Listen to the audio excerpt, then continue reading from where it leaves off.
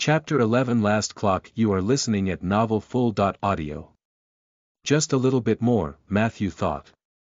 Drops of sweat trickled down his forehead, the result of him carrying Nadia in his arms. We sure do look weird, Matthew noticed as he passed by yet another group of his schoolmates. They were all heading down the main corridor towards the school's front yard. Just the fact that we are going in the opposite direction is strange, Matthew thought, only to look around and then hang his head low. The sight of a huge group of heavily armed policemen was designed to draw attention. This could turn into a problem, Matthew thought. He then bit down on his lip as he continued to push forward.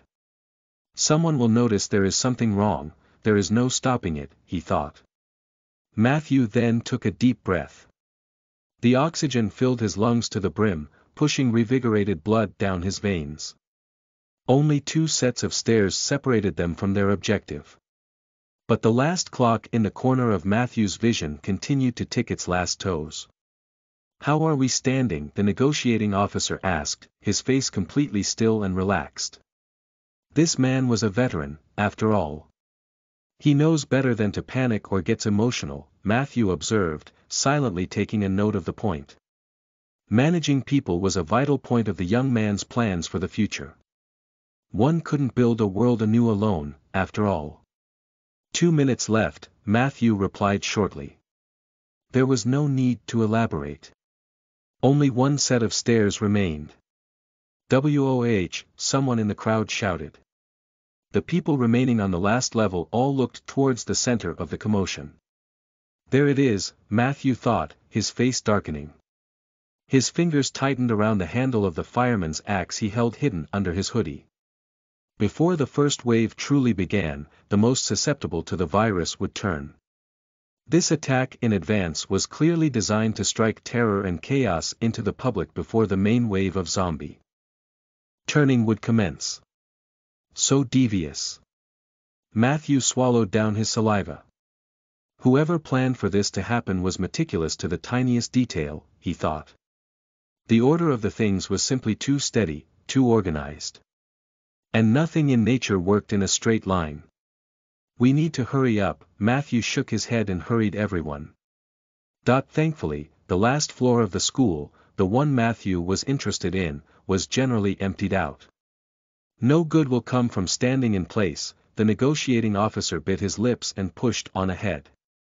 The last set of stairs separated them from the part of the school Matthew intended to put a claim to. "What's wrong with her?" someone from the crowd below casually asked, pointing their hand at the girl lying down on the ground. It's starting, Matthew thought, hurrying up over the last set of stairs. Fat beads of sweat trickled down his neck. He was never athletic, and now he had to go all the way up the school's massive building, all the while carrying Nadia in his arms. Just a little bit more, he thought, pushing his tired muscles to their limit. "Hey, what's with her?" A voice from below reached Matthew's ears just as he passed by the last set of stairs. "Get the booms," Matthew ordered, not paying any mind to the hierarchic structure of the law enforcement. The people serving in the anti-terrorist forces had to have wits quick enough to keep them alive. And right now, their senses were tingling all over. There was something in the air, even without all of Matthew's esoteric warnings. They all saw and participated in the massacre in the school's underground. And now, the one man who predicted it to happen was hurrying them up. This wasn't the time for any of those adults to oppose Matt's words. "Mind the stairs, boys," the leading officer of the strike team gave his order. It was just to formalize what his subordinates had already rushed to do. "Hey, what are you guys?" someone called them out. "Fuck," they noticed. Matthew pushed with the last ounce of his strength, bringing Nadia away from the blast radius. But the calling out voice vanished. No other sound covered it. This suspicious and accusing voice simply ceased to be. "Right, ready," one of the policemen reported and turned his head to the leader. "Argh," a first shout came from the level below. "Let us," an urged whisper reached Matthew's ears. "Isn't he from the year down?" Matthew thought, turning his head around. He recognized the young man instantly. He was the talk of the school since he got the school's beauty to go out with him. Isn't the lucky boy, Matthew thought, raising his eyebrows in surprise. And just like one could expect, Lydia, the shy and silent idol of nearly half of the school, was running behind him while holding tightly to her boyfriend's hand. There was a look of determination on Matthew Jr.'s face, as opposed to the scared and obedient look deep in Lydia's eyes. Her long, platinum hair coated the weirdest part about the girl, the one that got the imagination of countless of Matthew's classmates going. It was her figure. One could tell, with just a single look, that she was perfectly slim. Yet, her hourglass figure betrayed that all of her parts were exactly as meaty as a man's heart desired.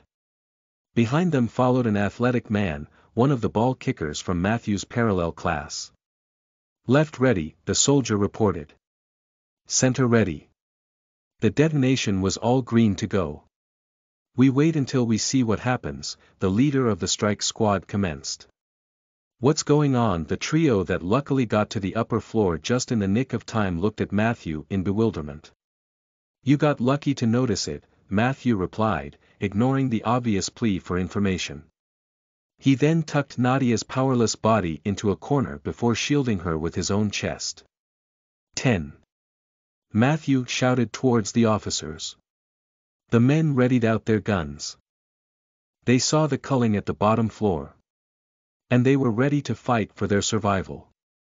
"If we are successful here, we might be able to sort you out for your families," Matthew suddenly said.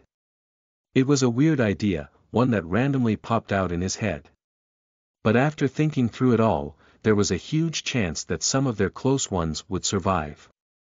And right now, what those hardened veterans needed, wasn't a threat. What they need is an objective close to their hearts. Matthew figured it out. 5, he then shouted. The sounds from the floor below were quickly intensifying. No one needed Matthew's warning anymore. The tension filled the air as all the shouting and crying suddenly ceased. 1. Matthew's calm voice filled the silent hall of the upmost floor of the school. And then, all hell broke loose just down the stairs. "Get ready!" Matthew shouted, raising his hand. Mining of the staircase didn't mean they were going to just allow a massacre on the floor below. It was but a necessary preparation for how it would ultimately all go down. As the shouts and cries intensified, some people finally rushed to seek refuge on the upper floor. "Go!" Matthew shouted, revealing his trusty weapon and rushing down the stairs. Between the real apocalypse and the one that Matthew read about in novels, there was one major difference. People wouldn't die from just a single bite or even a scratch. The zombies would basically need to gnaw at someone to the point where they would die anyway for them to turn. That's why, as long as one didn't let the zombies lock them down, their survival was still an option. On the other hand, those infected at random by the virus itself would stand no chance. "Run towards the upper floor!" Matthew shouted from the bottom of his lungs, raising his axe above his head. The first target revealed itself in an instant. Someone Matthew couldn't even recognize, mostly due to how half of that poor victim's face was gone. And yet, it didn't stop the zombie from lunging at a nearby person. "Sleep," Matthew muttered softly, driving his blade down with a wide swing. The crowds all around didn't make his task any easier. "Thank God I stopped the early wave," Matthew thought, swinging his hammer again, only to raise his face and look around for his next victims. The people all around rushed to escape. But only a portion of them would nail it. The rest of the students and teachers, boys, girls, women, and men alike, all ended up in the claws of the newly turned monsters. Seeing TH3EIR clothes, flesh and bones split and cracked open was a truly gruesome sight. Matthew didn't turn around, but he could feel how shocked the soldiers behind him were. No kind of battlefield can prepare one for this kind of sights, he thought, coldly moving around the place and finishing any zombie that he could find. Bit by bit, one by one, Matthew cleared the area. Yet, only a small fraction of those who were initially on the floor escaped to the upper floor. Some of them scattered around, others succumbed to the attack. It would be good if we got even 20 people, Matthew thought, quickly judging the situation. But there was no time to waste. They couldn't secure this floor. As such, they had to work swiftly. "Everyone, it's harvest time," Matthew announced, raising his bloody axe above his head. Chapter 12 Summoning the Merchant. You are listening at NovelFull.audio. Extracting the life cores from the zombies was pretty simple. With how only a heavy trauma to the head could put an end to them, picking up those small stones that would crystallize out in the center of their brain was a job anyone could do. That is, as long as they wouldn't cover everything with their vomit first, only to faint later. "You shouldn't measure everyone with your standards," the police officer said, only to release an exhausted sigh a moment later. Even only a bit over an hour had passed since the man appeared before Matt for the first time. The events that transpired were so rapid and engaging that the young man felt as if he had known the man for ages. And here he was, schooling Matthew away after noticing just a small glance followed by a roll of Matt's eyes. "My standards are the world standards, now," Matthew rebuked, only to straighten himself up and move over to another corpse. Thankfully, the crystallization of life's core within one's brain was the first step of the zombie transformation. As such, even those that Matt finished before they could fully turned into a harvestable material for him. Yet, while Matthew continued to look for any positives in the current situation, the few soldiers that helped him to gather the cores, their attention was fully focused on keeping themselves sane. They were all veteran soldiers. They saw the true battle with their very own eyes. But what was left in the main corridor of the second-to-last floor was far from anything they could experience on a modern battlefield. In the battle, they would rarely have to dig through the literal brains of the fallen. "That doesn't mean people will have an easy time adapting," the officer countered, only to turn his face sideways to cast a glance upstairs. "Why didn't you help us earlier?" one of the students cried out. From his point of view, Matthew couldn't even tell who it was. "I almost died, you know." Hearing the complaints, Matthew only rolled his eyes before returning to his job. Dealing with the dissatisfied and distressed fellow students of his wasn't his job. "You should go and save the others now," a new, feminine voice entered the cry. "What the hell are you doing here? Go and clean the school from those freaks," someone else joined in as well. "They are refusing to accept the reality," Matthew thought, sending a sneaky glance over to the panicky group. "I didn't really believe something like this could happen back when they described it to me." He recalled one of the stories he heard back at the fortress in the past.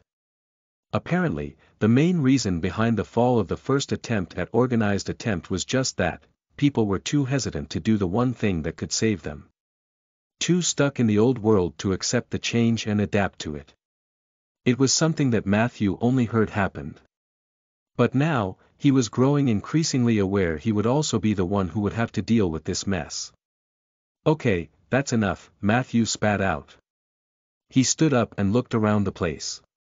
"They might dislike it, but they are working like obedient little bees," he thought, nodding with satisfaction at the effort of the soldiers dedicated to the collection task.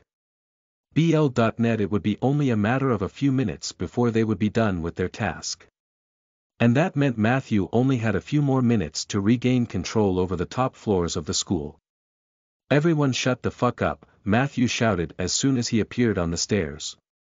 At first, his words only worked because his voice was loud and generally unexpected. Then, the law enforcement looked over, ready to deal with another troublemaker. Only to relax and back up when they saw Matthew's face. Even if he wasn't their leader, Matthew's words already proved to be crucial to their survival. No one said a word to explain Matthew's importance to his fellow student. Yet, maybe it was due to the atmosphere that surrounded him, or maybe his bloodthirsty rampage earlier, but not a single student dared to complain to him. "First, let's explain a few things," Matthew stated as soon as he reached the end of the stairs. He put his legs parted wide and crossed his arms on his chest. "Loud noises attract zombies." The young man threw out a pretty important piece of information as if it was nothing. "As such, I advise you lot to shut the hell up," Matthew added, reveling in the newfound position of power. This is the land that I put a claim to, the young man continued, caring not for how cringy and chunny his words could sound. What claim? Someone from the crowd asked, cleverly hiding behind the others just in case this question would bring forth a punishment. Here are the stones we gathered. One of the soldiers from the floor below came up and passed a small bag into Matthew's hands. This particular soldier appeared to be too overwhelmed by the blood on his hands to care about Matthew's little speech. "Good job, soldier," Matthew replied with the line he heard in some Western movie. A small smile appeared on the corners of his lips. Yet, instead of answering the question that the soldier stopped him from answering, Matthew grabbed the stones and poured them all directly on the floor.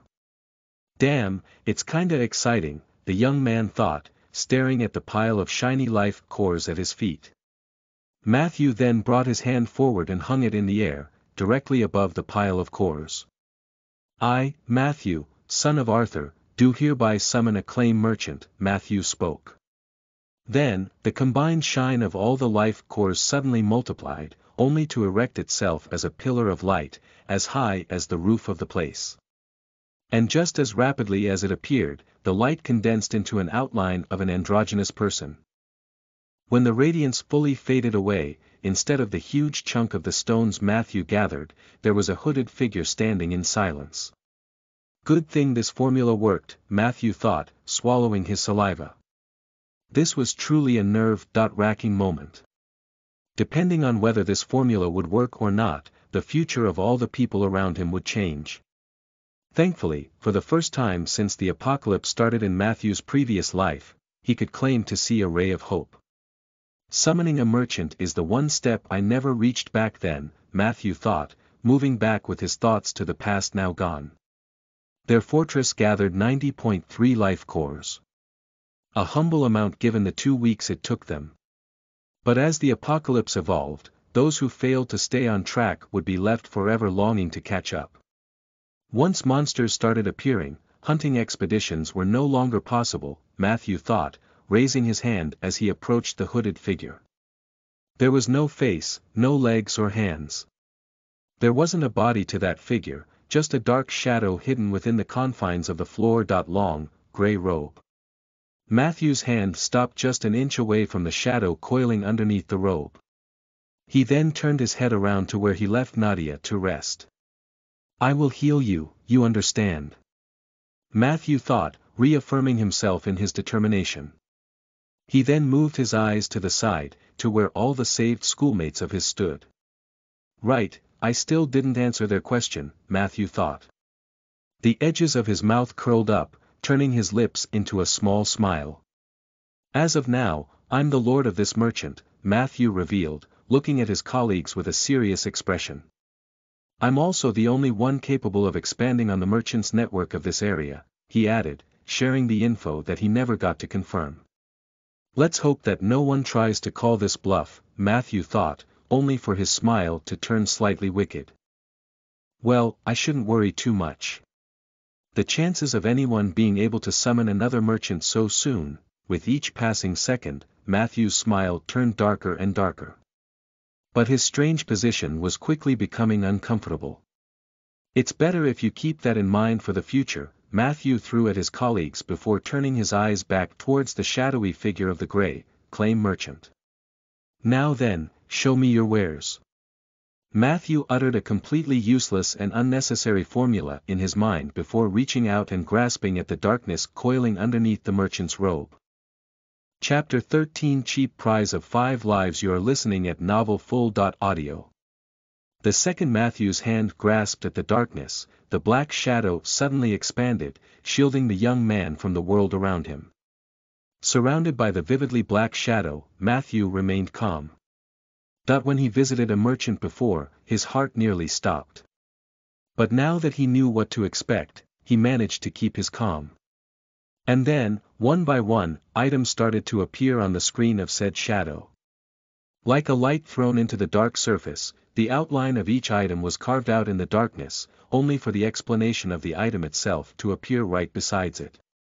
Just like I expected, Matthew thought, releasing a heavy sigh. The items on display were exactly the same as what he saw during his former visit to the merchant. Or rather, the stock of the clay merchant turned out to be even smaller than what the wandering merchant offered back then. First off, how many stones do I have? Matthew muttered, using his voice to help direct his actions. The young man then bent his knee, leaning down to grab all the remaining cores. Roughly 20, he muttered. As disappointing of a number as it was, it also reflected the number of people that Matthew and the police failed to save. I have quite the mixed feelings about it, don't I? Matthew reflected on his own state of mind. He then shook his head, clearing it from the useless doubts and hesitations. I would like the basic expansion of the system, Matthew stated, throwing a single stone into the darkness. Yet, instead of disappearing just like the stones that Matthew used to summon the merchant, the core simply slowed down and came to a complete halt in mid-air. And then it just dangled in there, suspended in the air as if there was an invisible surface prompting it up. This is weird, Matthew thought, baffled by the lack of reaction from the merchant. That's how much I paid back at the Wandering One, so why doesn't it work now? The basic expansion of the system was a pretty confusing name for the service Matthew attempted to buy. It was one of the wares that would never be displayed out in the open as, according to the rumors Matthew learned, it was one of the 4 services that all the merchants provided. Yet, rather than the expansion of the system, it should actually be called the System Discovery instead. Let's try with 2.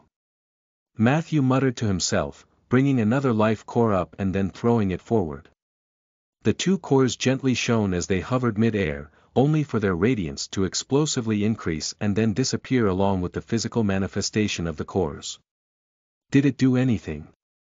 Matthew thought, puzzled by the lack of reaction from himself or his surroundings. But the stones disappeared. And that meant the transaction went through. Do you have any items to heal the virus zombification? Matthew asked, pursuing the most important of his tasks. Now that he confirmed that the merchant worked more or less the same right now as it did back in his past future, Matthew could move on to the important stuff. 150 cores, a strange, nearly robotic voice filled the shadowy realm that currently trapped Matthew. Damn, the young man cursed in his thoughts, only to tighten his knuckles. 150 cores it is, then, he thought. 150 lives in exchange for healing 1. That was the prize the merchant asked for, turning Nadia back into a human if Matthew's system wouldn't be sufficient to stop the process going on in the girl's body. Right, I have yet to even check my system yet, Matthew thought, looking around the shadowy realm in a hurry. 5 food packs, Matthew said, picking 5 more stones before throwing them at the shadows of the realm. Transaction completed, Matthew thought when the stones disappeared. And once the light they created had subsided, 5 crates, each roughly the size of a personal computer, waited on the floor. End the transactions, Matthew spoke. He had too few stones to get anything of value from this merchant. Sure, the notes with information that he offered were pretty damn interesting. But each of those pages cost a steep price of 50 coins. It wasn't a big prize for learning something new about this changing world. But it was a prize that Matthew couldn't afford right now anyway. Then, the smoke that trapped Matt in this strange realm suddenly started to move towards the center of the space, all condensing back into the swirling darkness that Matthew initially grasped. Hey, are you okay? The police officer shouted, his face screaming worry. Ha! Matthew shrugged, surprised by the unexpectedly warm welcome. What do you mean? He asked, puzzled by the reaction of this otherwise stoic man. Ever since that man appeared, the officer moved his eyes towards the figure of the merchant. His hand voluntarily moved to the man's holster, resting down on the handle of his pistol. He then moved his eyes back at Matthew's face. You just stood there and threw the stones up, all for those stones to disappear, he added before taking a closer look at the place where Matthew stood. This figure is a merchant, Matthew explained before stepping to the side, allowing others to see the stock of food that he bought for the low price of 5 lives. Each of the food crates would provide enough food for a group of 5 to survive for a day.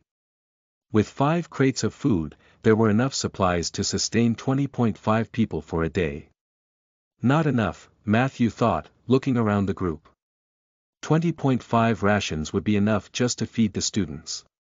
But adding the law enforcement guys would instantly make their current stock of food insufficient. Counting the stuff we can pillage from the vendors and the warehouse, Matthew muttered, paying no mind to the people around him. Then, the young man looked up at the officer. I want you to search around the floor for any form of food and supplies, Matthew informed, only for a wrinkle to appear on top of his forehead. Also, could you station 2 of your men on each of the 2 secondary staircases? The main stairway leading to the topmost floor was mined and ready to be demolished. But that didn't mean it was the only way to get on the last floor. Even though there are only small chances the zombies would find them, one cannot be too careful, Matthew thought. Will do, the officer nodded his head, likely seeing no point in arguing right now. But where do we find them? He then asked before raising his hand and scratching the side of his head. Just ask one of the students, Matthew replied and waved his hand, leaving the area near the merchant as he moved towards sleeping Nadia. Right now, I don't want anyone to disturb me. Is that understood? Matthew informed in a voice that wouldn't accept any opposition. I guess it's better not to ask what you are going to do to her, the officer commented, only for a small smile to appear on his lips. Fine, take your time. Just tell me one last thing, he stated, his smile evaporating in an instant. What should we do if more students come here? Kill the infected, let the others in, Matthew gave his directions. The more manpower we have, the longer we should be able to survive. With that said, Matthew didn't allow anyone else to stop him in his march toward his girl. Towards his wife. And the second Matthew's fingers made contact with Nadia's skin, his vision suddenly blurred, only for a set of 3 half-transparent windows to appear before his eyes. Chapter 14 System and Demolition. You are listening at NovelFull.audio. What the hell are those? Matthew riled up when he first saw those 3 windows. Yet, as the young adult of his time, he could instantly recognize their content. What kind of joke is this, he thought, gazing at the simple text contained by those windows. Wife number 1, name. Nadia Astra, age. 19, level. 1, race. Half-zombie, class. None, L.C, status. Recovering, 78%, the first window outlined Nadia's basic information. Half-zombie, Matthew thought, his attention instantly drawn to the aspect of Nadia's status that he cared the most about. Does that mean she didn't fully turn? He attempted to figure out the meaning. She is recovering. Does that mean she will regain her mind? Matthew then turned his attention to the last of the information outlined by the main status window of the girl. Then, the number of Nadia's recovery ticked up by 2%. So it goes up at a rather fast pace, Matthew muttered, not even realizing that his thoughts escaped through his lips. How is she? The negotiating officer approached Matthew's side and looked down at the sleeping girl. His face was filled with worry. Does he feel indebted to me and thus project his ideas on Nadia? Matthew attempted to figure out the source of the man's worry. Or is he scared that if something happens to her, I will go rogue? Matthew had no means of determining the answer to this question. That's why, rather than wasting time on overthinking things, he simply moved on. I don't know yet, the young man said, patting Nadia's head before moving his eyes to the other 2 windows of her system. But for now, they were empty. Does she need to level up first? Or maybe obtain some sort of class? Matthew thought. His experiences from his past walkthrough of the apocalypse made the young man certain about one fact above anything else. The greatest weapons humans had in this apocalypse, their greatest tool for survival, was the system. And understanding the system was the very prerequisite to using it properly. When will you know? The officer pressed the topic, clearly unwilling to just let it pass. What makes you think that I know? Matthew replied in an instant, only to shake his head a moment later. I just hope it will happen sooner than later, he added, raising from his knees. Matthew then threw one last look at the girl before turning around and approaching the stairs. For a moment, Matthew looked down at the level below, only to then take a glance into the corner of his vision. Just like he expected, all three of the clocks disappeared the second their purpose was fulfilled. As such, for the first time since he came back to life, Matthew had nothing leading him. Judging by how long has passed since the apocalypse started, everything should be settled by now, he thought. Matthew then swallowed his saliva before turning back and looking at the officer. "Detonate," he ordered, taking a step back to watch the fireworks. For a moment, the officer hesitated. And then, he silently nodded his head, confirming the validity of Matthew's order. Right now, there are only two other paths that zombies can take, Matthew reminded everyone of the fact he brought up earlier. Once you guys secure them, we should be safe for now. Chapter 15 Horde and Levels. You are listening at NovelFull.audio. The racket caused by the collapsing stairs filled the entire school. The sound of the explosion turned out to be nowhere as loud as Matthew expected. That was a good thing, as sudden noise was one of the main attractors for the zombies. But on the other hand, when several 100 pounds worth of concrete fell down and crashed into the floor below, the ruckus turned out to be immense. It's bad, Matthew's attention spiked up in a mere instant. The main stairs to the floor were gone. The safety of the floor should then be secured. If an entire horde comes, not only will they sweep up through all the survivors, but force their way through the side entrances as well. Matthew could easily imagine the scenario playing out. During their normal activities, zombies wouldn't do much. They would naturally gravitate towards areas with a high number of living humans, but that effect often took a long time. The situation changed when a zombie would get agitated, though. It could be done by alarming it with sounds, attacking it, or allowing it to smell a human's blood. And smell it they could, even from several meters away. But what was important was that once a single zombie in a congested area would end up agitated. Matthew swallowed down a gulp of saliva, forcing his imagination to shut the vivid picture out. He never took part in the defense against the horde. But he caught some rumors about it happening near the school. It was about when one day, almost all of the zombies from the school, for some reason, rushed towards one side of the fenced area. Thinking back, if that didn't happen, we would all die a week earlier, Matthew thought, noticing the mistake he made. If the power of each specific zombie was laughable, then the might of the horde was on an entirely different level. They said it could be compared to locust swarm, Matthew recalled, blinking his eyes a few times as he focused on his hearing.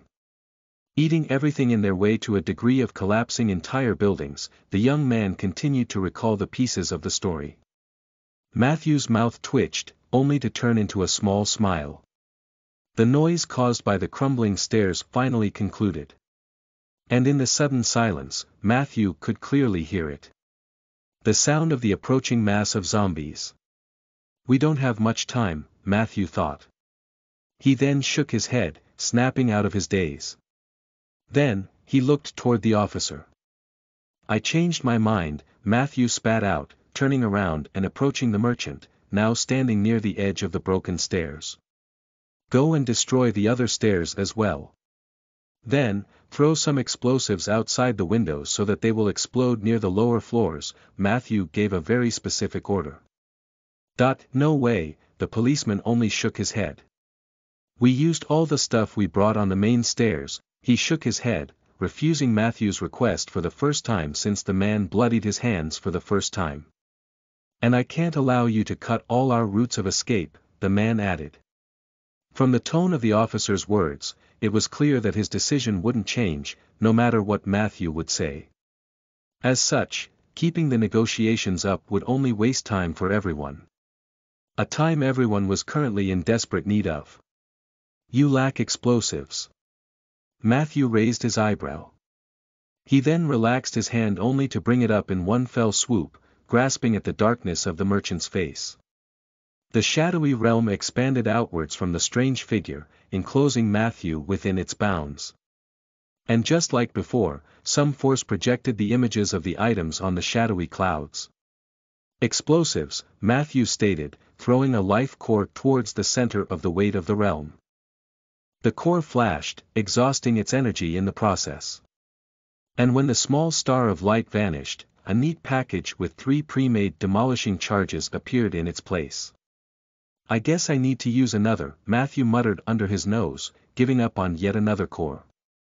Bit by bit, the small fortune he made during the first 2 waves continued to melt away. And in the current world, rather than a tool to buy both necessities and luxuries, this new currency became one's bargaining chip with the very death. For the outsiders, Matt appeared to simply freeze in place as if playing a mime. And then, a short moment later, his consciousness would seemingly return. But what was pretty weird was how his body would twitch during the latter transition, as if Matthew's real body took over the still image cast by some projector in its stead. And it was during this twitch that the 2 sets of charges appeared in the young man's hands. "What the hell?" the officer muttered, taking a step back and nervously raising the barrel of his handgun a little. "You don't have that many explosives left," you said. Matthew brought the recent words of the man up. "Here," he said, only to throw the 2 packages towards the man. "Use what you have left as the lure," Matthew ordered, instantly moving forward, not waiting for the officer's complaints. For a moment, the middle-aged man stood in his place, watching how Matthew approached his girl yet again. "Should I? Or should I not?" the officer asked himself, only to raise his hand to his face and then cover his eyes for a little. The events of the recent hours took a toll on everyone, all the more on one of the leaders of the police. He had to both make use of his physical skills but also keep his mind in its peak condition. The officer then shook his head. "Fine," he muttered under his nose as he picked the explosives up. A sudden racket from one of the floors below reached the now silent hall of the topmost level. Matthew froze in the place, perfectly aware of what this sound meant. Yet, even with his prior experiences, the next sound took him by surprise. Roar. The cry of a monster. Not an evolved one, a creature that was still within the frame of what the human brain could expect and, to a degree, explain. But it also meant something far more disastrous. Because back in Matthew's first round against the apocalypse, the evolved monsters wouldn't appear until the second week after it all started. There is no way it's something else, Matthew thought, tightening his hands as he pulled his eyes away from the girl to look towards the demolished stairs. But the monsters shouldn't appear for over a week yet. Matthew attempted to ridicule the truth, refusing to accept it. He then shook his head and slapped his hands on his cheeks to sober himself up. It doesn't matter, Matthew thought, raising from his knee. Nadia was still several minutes away from waking up. Only God could know if she would still act like a human by the time she would wake up, which would mostly happen right as the horde would attack their makeshift stronghold. Matthew couldn't change the facts. He had no magical, out-of-ordinary power to reshape the fabrics of causality. If there was a monster here, one could only think about how to deal with it. Ignoring the reality just because it didn't suit one's tastes just wasn't to Matthew's taste. I guess we will need to deal with it sooner or later, Matthew thought, only to hear 2 dull explosions going off a moment later. Good, he thought, glancing over in the directions the booms went off. And then, Matthew threw one last look at the girl, still fast asleep. Or rather, instead of looking at Nadia, Matthew glanced at her system. Because there was one line that he suddenly noticed. Level 1, it was said that defeating the unevolved monster was just as hard for the system. Less, as easy as it was for those who possessed a system.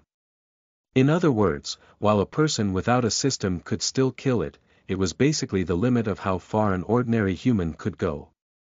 The problem is, Matthew thought, gnashing his teeth together. I don't really know how to use this damned system, he complained in his thoughts. If I don't know how to use this damned system, what did I pay that merchant for? Matthew neared a state where he couldn't hold his sour cry back. But then he raised his eyes. Then, he moved up only to approach the merchant's shadowy figure for the third time. "Since we are going to abandon this floor," Matthew said in a clear voice, paying no mind to the survivors eavesdropping on every word that he would say, "I might as well use all those cores up." Chapter 16 Pendulum. You are listening at NovelFull.audio. Matthew grabbed at the shadow of the merchant for the third time. Now that he had access to the greatest supply of everything in the universe, Matthew decided to use it to its limits. The dark shadows of the merchant's realm surrounded him, separating him from the rest of the world. "I wonder how does this really work," Matt thought, looking around the place. But it was exactly the lack of the answer for this that forced the young man to hurry it up. "I wish to purchase a second expansion of the system information," Matthew announced. He had no way of knowing whether others could hear his words. But right now, he had no time to think about potentially revealing too much. 5 cores. The same voice from before filled the shadowy realm. That's cheap, Matt thought, the meager price of what he asked for stunning the young man. Fine, Matthew threw 5 more cores up in the air. "I think I gathered 170.3 cores, Matthew calculated, looking down at the remaining cores in his hand. "Between the cure, the information, food, and explosives, I used 150.9, he calculated. Then, he brought his eyes down and counted the cores still in his possession. "That leaves me with 14, Matt thought, raising his eyes at the floating robe of the merchant. "How much for the next level of information?" For but a moment, Matthew could swear that he saw the merchant smirk. But there was no merchant in this strange, shadowy realm. Nor was there any face on which lips could form a smile. 10 cores, announced the cold, metallic voice of the system. Deal. Matt threw 10 more cores at the shadows, only to watch them disappear in the burst of their inner light. His body didn't twitch. Matthew didn't feel any strange sensation of something changing whatsoever. "What about?" Matt smiled a little, ready to ask for the next level. 20 cores, the metallic voice of the realm replied before Matthew could finish his sentence. "I see," Matt replied, releasing a small sigh as he shook his head. "Then, what kind of weapons can I get for the 14 cores?" Matthew's question was given. The horde was coming. It would be a wave that they wouldn't be able to stop. But, if the push came to shove, Matt's system would be the greatest weapon the survivors had. That's why he didn't bother asking about weapons before spending all the cores he could on his system first. And now that Matt had reached the limit of the information about his system that he could buy, he simply moved on to the next best investment. Weapon of first grade cost 5 cores, the metallic voice filled Matthew's ears. "What about the second grade?" Matt asked, despite not knowing what those grades of the weapons could be. Sure, it appeared to be pretty self-evident, but using the old common sense in this new, changing world was something that Matt was pretty worried about doing. The merchant didn't respond. "Huh." Matthew twitched when a strange sensation appeared in his mind. It wasn't something that he could experience with any of his senses. But he still somehow felt as if the smirk returned to the faceless merchant's lips. What was that? Matthew thought, stumped by the strange experience. The young man then shook his head. "No," he clasped his hands against his cheeks. "I have no time for this." Matthew raised his at the floating, empty robes of the merchant. "I want to buy 2 grade 1 weapons, 2 packs of supplies, and 2 packs of explosives." Matthew listed out the items before throwing the rest of his cores into the air. A light flashed brightly as the stones turned into small stars, only to subside a moment later. "What the fuck?" Matthew muttered, only for the shadowy realm around him to disperse. Yet, right when only a fleeting sense of the merchant's presence remained, Matthew could feel its aura smirking. "It's not like I can see the smirk, but more like," Matthew thought, trying to put what he just went through into words. But before he could do so, the real vanished completely, banishing Matthew out into the real world. Now that he had no more cores left, his presence was of no worth for the merchant. And the second Matthew returned to reality, the entire school shook with another scream from a monster approaching from below.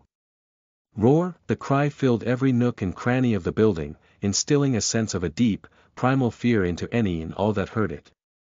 "What the hell is this?" the officer moaned, sounding as if he no longer had any energy to deal with Matthew's bullshit. The thing is, Matthew was just as stunned by how the merchant did him in. "I made a mistake," Matthew thought, allowing himself a short moment of respite for a small smile. "I didn't specify what exactly I wanted," he thought, lowering his head in the admittance to his shameful display. And right by the merchant's figure, on top of 2 crates of military supplies and 2 bags filled with grenades, there was a simple, robust sword. And a trebuchet-like pendulum mounted right on edge formerly occupied by the staircase. It was made from a mix of wood and some glistering metal, holding a wheel roughly 2 meters in diameter right above the floor. The big wheel was then attached to a tiny one, on which a huge, swinging hammer was mounted. The hammer consisted of 2 parts. The longer one bore a simple, sharpened tube on its end. And from how it hung down in its resting position, it was clear that its handle could bend pretty smoothly. On the other end of the wheel was the counterweight. But right between those 2 dot-sized gears, there was a rope that connected the entire thing to a simple rotating wheel. This feels both futuristic and ancient at the same time, Matthew thought, baffled by what he could see before his eyes. The mechanism of the weapon was pretty simple and easy to understand. By spinning the power wheel of the construction, one would put the main, big gear in motion. The big wheel would then turn the tiny one, which would then swing the hammer. Is that an alternating mechanism? Matthew thought, falling down to his knees when he spotted the detail. He couldn't exactly tell its details from just a single, short look, but the use of this complicated box of gears and switches could only have a single purpose. "Why aren't the other stairs blown up yet?" Matthew barked, ignoring the officer's question. There wasn't any time for idle discussion now. "What the hell is going on?" the officer shouted in response, clearly aware of how the air continued to tense with each passing second. "We are about to get swarmed," Matthew informed before approaching the bag with the grenades and throwing its opening towards the ground, causing the explosives to trickle across it. "I need 3 men. 1 more to throw with me, 2 more to keep passing up more of them," Matthew informed as he approached the edge of the former staircase with an explosive in each of his hands. He then turned his head to the back. "I also need enough guys to spin that wheel, but I trust you can organize that," Matthew added, throwing another order towards the officer before moving his head back in the direction the noise was coming from. For the next few moments, people rushed about the place. Some followed the orders, others were too frozen in fear to move. By the time everyone finally took their positions, the noise made by the approaching horde was already pretty loud. Matthew heard a tiny voice. It barely reached his ears, proving just how weak it was. But the young man recognized it in an instant. Sadly, he could no longer afford Nadia any attention. "They are here," he informed calmly, pulling the pins of both of his nades and releasing the handles. 5, Matt thought, sensing how everyone on the floor froze. "When I give a signal, you need to all rush towards the rooftop," Matthew announced. 4, he thought, holding the live grenades like hot potatoes in his hands. "Matt." This time, Nadia's voice was clearer, stronger, followed by the sound of hurried footsteps. "Stay back," Matthew shouted, not daring to turn his face away. 3, the explosives in the young man's hands seemingly got hotter. But it was all an illusion. A projection of his mind that grew increasingly aware of the threat. 2, Matt thought, swinging his hands to the back. The noises stopped. And then, the side wall of the corridor exploded under the pressure of an entire horde of zombies smashing through it. The undead calamity rushed around, all drawn towards Matthew's position. 1, Matt thought, swinging his hands forward and dropping his grenades right in the path of the approaching horde. Powered by 7 athletic men and policemen alike, the pendulum started to swing. Chapter 17 End in sight. You are listening at novelfull.audio. The two grenades exploded almost at the same time, right when the horde rushed past them. The explosion shook the entire building. Even though he was likely the only one who knew what to expect, that didn't make it any less stressful to face thousands of zombies all crammed into the school's corridor below them. Free the pendulum. Matthew shouted when the wave of the zombies pushed those still shocked by the explosion out of the way. With the stairs demolished, a huge chunk of the floor collapsed, creating something akin to a fall trap. Under the force of the zombies pushing from behind, the zombies at the front would run towards the former staircase, and either fall down the stairs or directly drop over the edge to the lower floor. Sure, it would only take to turn around and climb the stairs back to get where they started. But an action like this would require the zombies to be capable of thinking. It's gonna take them a while, but they will find a way, Matthew thought, watching how the group of 7 men rotated the power wheel and swung the pendulum into the crowd of the zombies. This stationary weapon was made so that the hammer would first gain momentum and then strike right at the height where the head of the zombies would be. What's more, the zombies lucky enough to avoid getting hit in the head would still end up pushed down the hole and forced to move up the floor. Pull it back. Matthew shouted, reaching out with his hand to the back, only for one of fellow students of his to pass him a grenade. Throw the nades whenever they are raising the pendulum. Matthew shouted, moving towards the second phase of his plan. For now, this was the most effective way to keep thinning out the number of zombies. With the grenades preventing the zombies from stacking in a single place, the pendulum continued to crush several zombies with each swing it took. It's far more effective than I expected it to be, Matthew thought, throwing yet another grenade down the gap and leaning back. Matthew! Nadia shouted, trying to force her voice through the constant noise of the ongoing fight. What the hell is going on? She cried out, clearly in distress. But who could blame this poor girl for being stressed out if she first succumbed to some strange and insanely rapid disease, only to wake up in the middle of a zombie apocalypse? Nadia, I'm sorry, but I can't right now, Matthew said, turning his head to look at the girl. As much as I want to just cuddle her and keep her in my arms to calm her down, Matt thought, moving his eyes towards the girl. And then, he saw the depth of terror in her eyes. It wasn't an expression one would make when faced with a horde of zombies. What's more, from her current point of view, Nadia wasn't likely to even have an angle to see the zombies in the first place. Is this about her race? Matthew thought when he noticed the information flashing in the half-transparent windows floating slightly above the girl's head. According to the only window that had any content, Nadia was no longer a human but a half-zombie. What's wrong? Matthew asked, forgetting about the ongoing battle and focusing all of his attention on the girl. He then brought his hand forward and grabbed Nadia's fingers only to cup them together and then cover Nadia's hands with his own. Everything. I can see everyone's hearts pumping, the sounds, Nadia moaned before falling to her knees. The entire world is red all around. Nadia cried out while wrestling her hands free. She then hid her face in her palms. Is she turning? Matthew thought, glancing over at the girl's status in panic. And the former, recovering, changed to something else. Status. In a shock, this one line was enough for the young man to somehow calm down. But the noises from right behind his back quickly brought Matt's thoughts back into reality. Nadia, I'm here, Matthew whispered into the girl's ear, hoping to reach her in this way. I need to take care of a few things for now, so can you just sit down and wait for me to come in a moment? Instead of sharing Nadia's panic, Matthew decided to put on a perfectly calm but busy front. Okay, Nadia muttered, unsure how to react. Throughout their entire relationship, she was usually the one to protect and cheer Matthew up. And from how easily Matt managed to subdue her fear, turning her into an obedient little girl, the change was still quite surprising for her.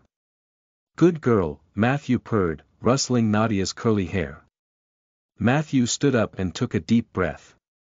He then turned his head to the other side, inspecting the progress of the battle. So far, so good, Matthew muttered under his nose. The results were far from satisfactory, but they were better than Matthew's grave predictions. Even the combination of the explosions and the swinging pendulum had its limits. Soldiers could throw the grenades only once per swing of the weapon, otherwise, they would risk damaging it. Because of this short time window, the zombies eventually started to form into waves, quickly building up a disgusting pile of rotting flesh. Both the explosions and the pendulum would often miss the vitals, turning the zombie into a mesh yet not fully killing them. And as time went on, those broken parts of zombies continued to build up. Thank God the hole is quite big, Matthew thought. When the explosions went off earlier, the resulting demolition deleted not only the stairs but also quite a bit of floor from the level below. The falling rubble simply blasted past the aged floor, only stopped on the next level. That's why the zombies not only had to move up but also move forward. Unable to breach the gap on their own, they could only rely on this build-up of corpses that would eventually bridge it. Yet, it had to grow considerably higher just to account for the changed angle. After all, for a pile to grow up, it had to rest on some kind of foundation. But the zombies kept on coming. And there was no telling when this swarm would end. The monsters have yet to show up, Matthew thought, scanning the area as he grabbed one of the grenades before timing it out and throwing it right at the zombies. A dull sound of the explosion shook several of the bloodied bodies, throwing them around like some rag dolls. One of the zombies, already only contained within its head and half of its shoulder area, nearly managed to land on the upper floor. TSK, Matthew clicked his tongue when the still active corpse flew right past his feet. Even if it would take way more than a single scratch for someone to turn, it surely would cause a massive commotion. And then, something that Matthew initially didn't dare to believe. Matt's lips formed a smile, only for the young man to shake his head and focus. The influx of the zombies finally slowed down. One could see that down the corridor, their horde was starting to thin out. Right, the school is fenced off, Matthew thought, relieved by the change. And there are only so many students to turn in here, the young man added, blinking his eyes to refresh his eyes. It would still take them a long while before the fighting would come to a complete end. But at least they could now see some kind of future ahead. Chapter 18 Hindrance. You are listening at NovelFull.audio. I can see the end of it, Matthew thought, only to anxiously look towards the staircase, already swarming with zombies. And a majority of the undead already moved on, naturally swayed to look for other paths. It's only a matter of time before, boom. The dull sound of the explosion shook the building. Tisk, Matthew clicked his tongue. They got the stairs already. In itself, it was just a part of the process. A planned element of Matthew's strategy. Oh.org, but it also meant that they were all on the clock right now. Because only the main staircase was nice and wide. The two side stairs were pretty narrow, only serving a supporting role.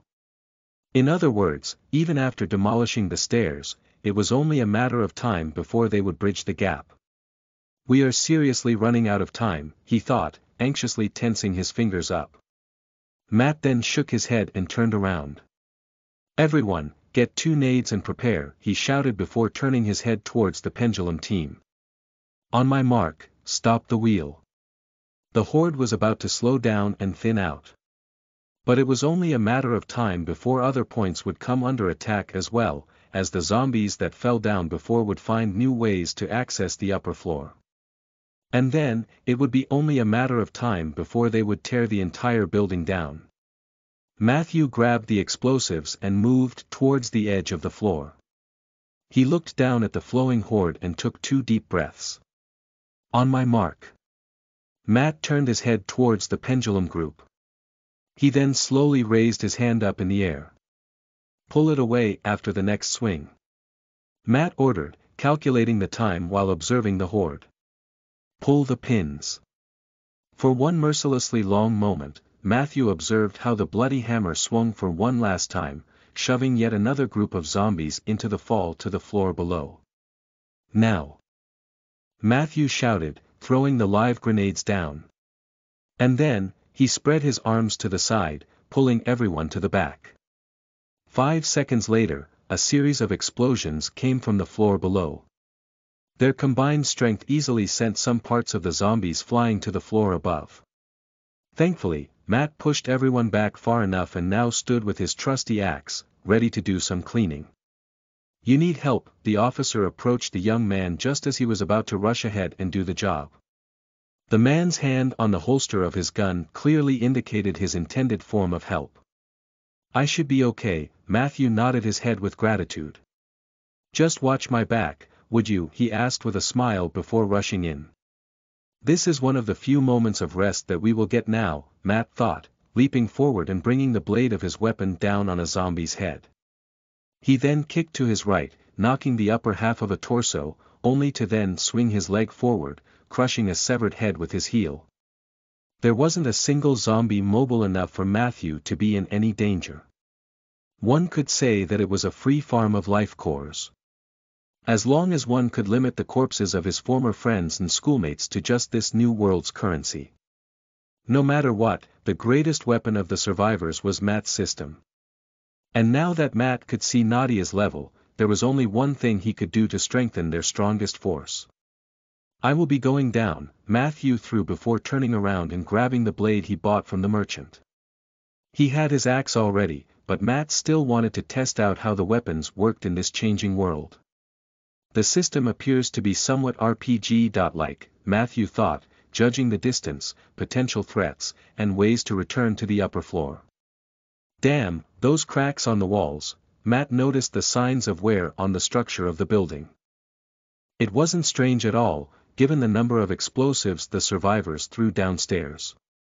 "I guess I will have to watch out for those spots," Matt made a mental note before turning his eyes towards the officer. "I need all of your men to protect my back," Matthew announced, only to turn his eyes to the girl.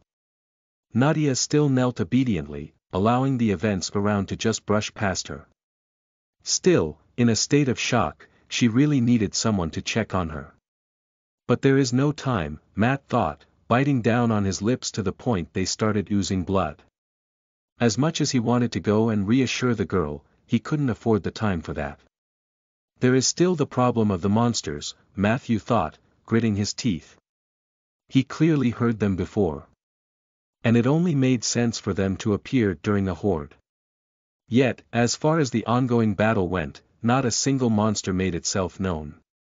"I would love if you could get someone to oversee the girl," Matthew added in a lowered voice, wary of others potentially hearing him. "And organize some guys to either finish off the scraps I will throw at you or catch the cores," Matthew announced now in a normal voice. He then turned back and approached the edge. "This is the only window of opportunity that we will get," Matthew thought. It was only a matter of time before the horde would threaten the other entrances to the floor. Then it was also a matter of time before monsters would appear. And against monsters, conventional weapons would prove much less effective. "Well then, let's go," Matthew muttered to himself. The weapons in his hands bore a certain, reassuring weight to them. Matt. Right before the young man could jump into the fray in hopes of somehow leveling up or at least gathering life cores, Nadia broke free from her shock, only to rush ahead. It seemed that she somehow read Matthew's intention to jump down, an intention she instantly associated with danger. And following her natural instinct to protect him, Nadia ignored the weird state of her body, jumped up, and rushed ahead. Her face smashed into Matthew's back, only for the girl to wrap her hands around his waist and then fall down to the ground in an attempt to tackle and anchor Matt down. "What are you doing?" Nadia screamed out, scolding Matt in the voice of a worried parent that caught their kid in dangerous mischief. "Nadia." Matthew shook off his focus for a moment. "Are you okay?" he asked, instantly looking at her status. The "in a shock" status from before was now replaced by a new one. Status.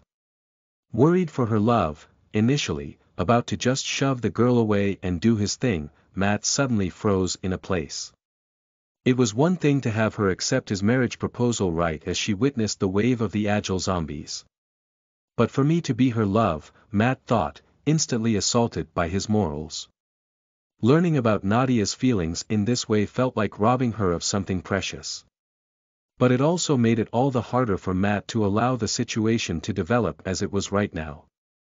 "Dear, I will be safe," Matt said, patting Nadia's head before decisively pulling her hands apart and freeing himself from her grab. "Just wait for me, for a little, okay?" Matthew asked, smiling gently at the girl.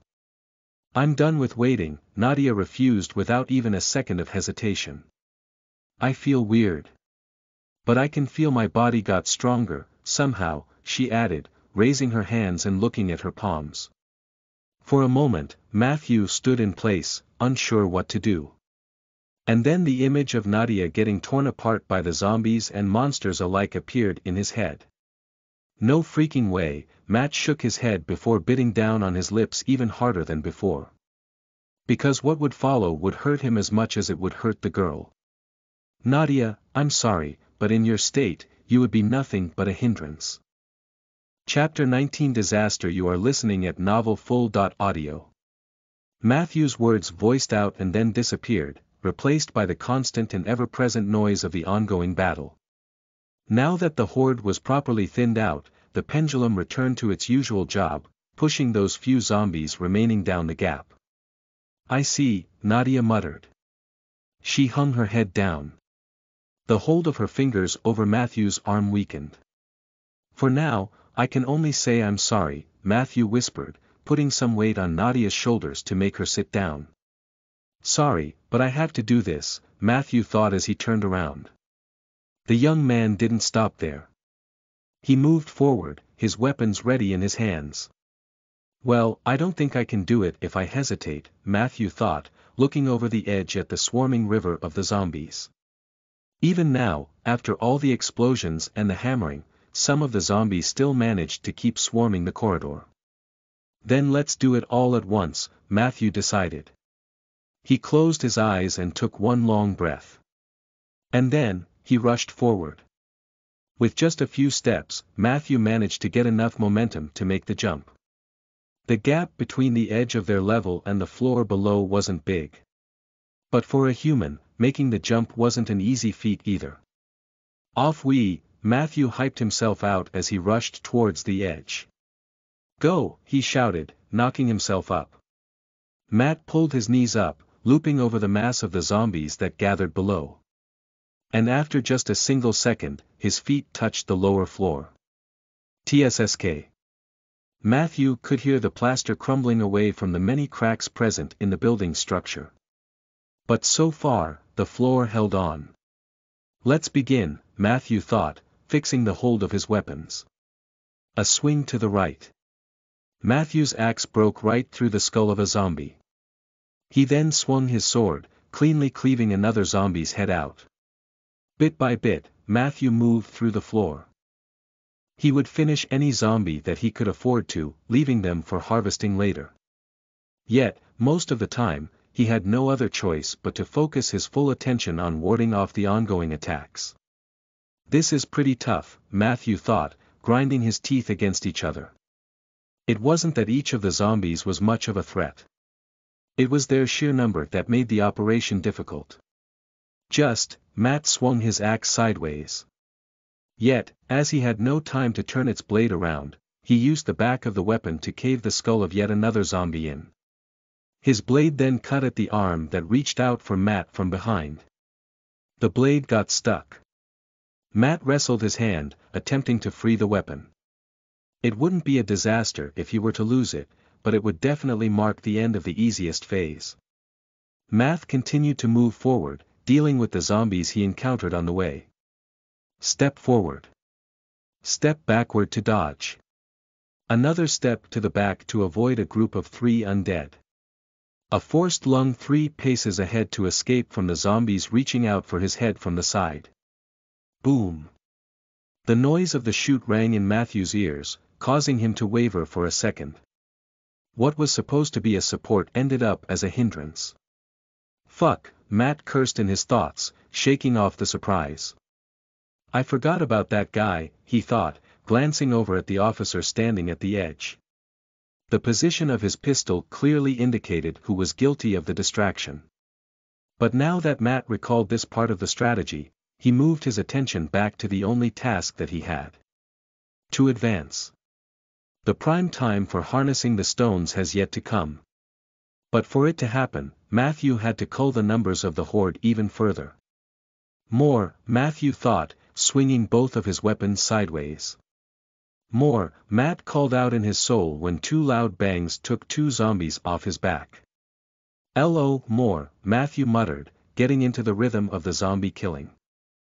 More, the young man groaned when a zombie cleaved at his side, leaving a bloody bruise where its sharp, broken nails cut Matt's stomach open.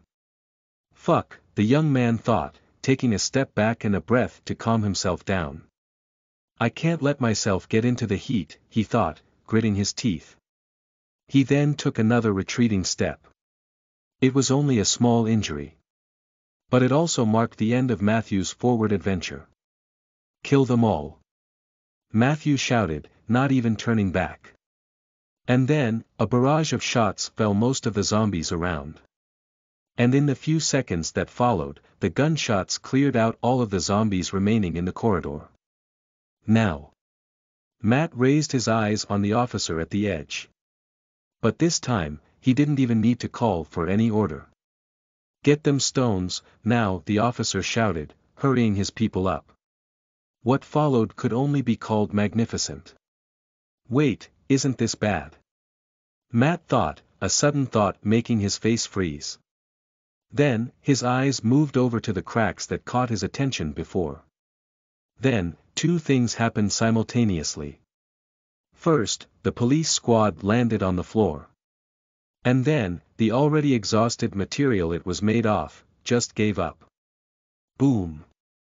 The sound, many times stronger than the explosions before, shook the air within the corridor. And just like this, nearly half of the floor that made up the level broke off and crumbled down.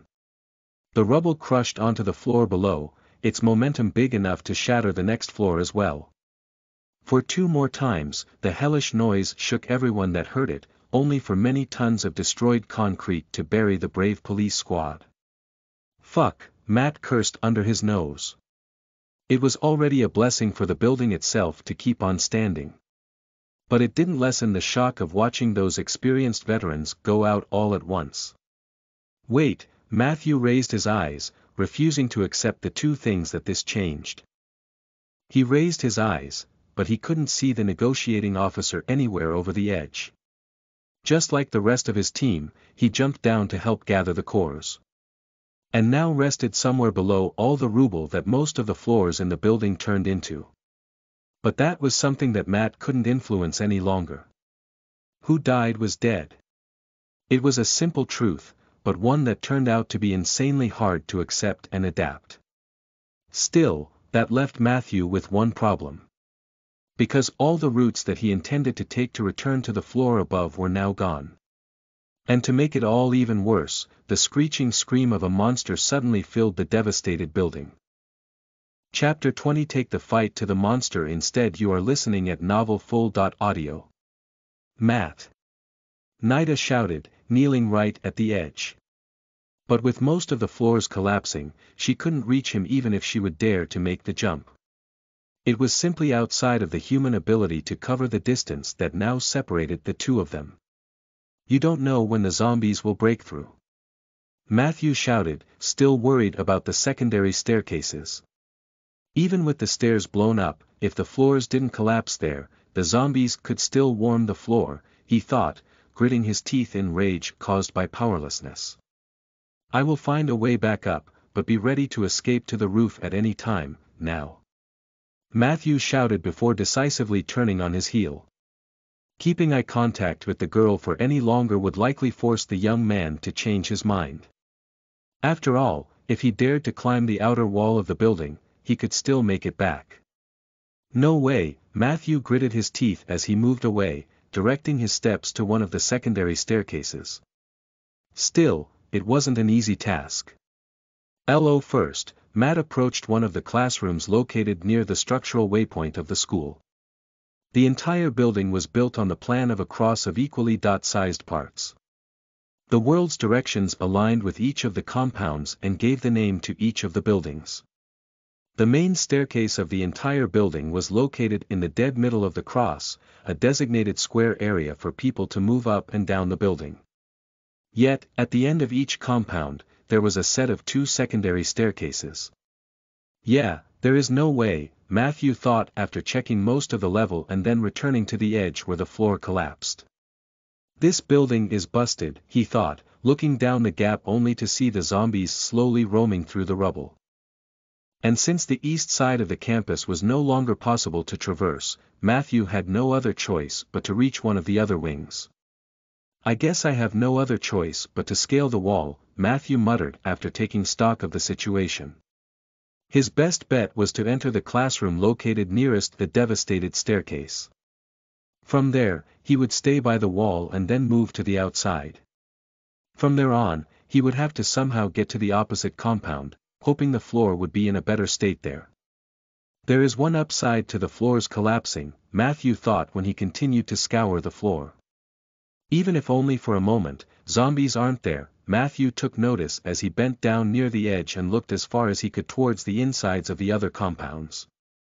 Sadly, the last part that still had the floor was way too far from the main staircase to let Matthew get any intel on the state of the other compounds. Maybe this choice didn't matter. But there was also a chance that one of the floors allowed easy access to the upper floor, while the other was filled with zombies and impossible to traverse. Well, nothing good will come from just standing around, Matthew decided, shaking his head before relaxing the muscles of his neck and allowing the air resistance to stop the movement of his head. The last time it swung a little before hanging still ended up to the right. And the classroom to the left became Matthew's choice. Not because the swing of his head had any meaning. It would work the same as if he threw a coin up. Matthew simply had no coin anywhere on himself.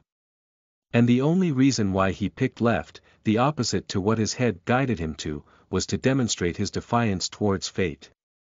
Let's see what I have to deal with, Matthew muttered as he made his way towards the doors of the class. It had the usual setup, with one door leading directly to the class for all of the students while the other door first led to a small shed for the teacher and only then to the front of the class.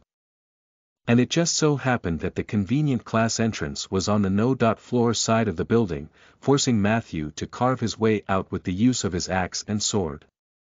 The main doors to the shed gave up after just a few cuts that isolated its hinges from the rest of the door's panel. Yet, contrary to Matthew's expectations, the door connecting the shed to the class was of better quality. Damn, Matthew muttered after tiring himself out a bit, only to see just a few shallow cuts on the frame of the wall. While it was clearly not reinforced with steel, the kind of plastic and wood used to craft those inner doors somehow turned out to be pretty resistant against simple slashing attacks. Yet, there was a limit to just how durable those doors could be. And given how Matthew approached them from the inner side, he simply changed his target to the hinges instead. Finally, Matthew muttered when the metal bolts finally gave up, putting considerably lesser fight than the door itself. With this last barrier now out of his way, Matthew stepped into the class, only to notice how most of its floor was gone. This isn't going to be easy, the young man admitted out loud, only to secure the axe by putting its handle down behind the collar of his shirt while attaching the blade to his belt. The teachers would surely freak out if they were to see me like that, Matthew thought, a mischievous smile appearing on his lips as he approached and then opened the window up. Just like he expected, the main structure of the building still stood. But in regards to wall climbing, there was only a small gutter slightly above the windows. And no footing whatsoever. Nadia would surely freak out if she were to see me, Matthew whispered to himself, putting the image of the girl before his eyes. The look behind his pupils steeled up, filling with determination. He already sacrificed his life once to save her. And he wasn't going to do that again. Because this kind of end was pretty sad. What Matthew wanted to achieve was a peaceful life that he could enjoy with Nadia instead. And for that end, he had no other choice but to stand on the edge of the building and eye the small, metal pipe that ran along the wall. God, I hope it's properly secured in place, Matthew whispered while swallowing a gulp of saliva.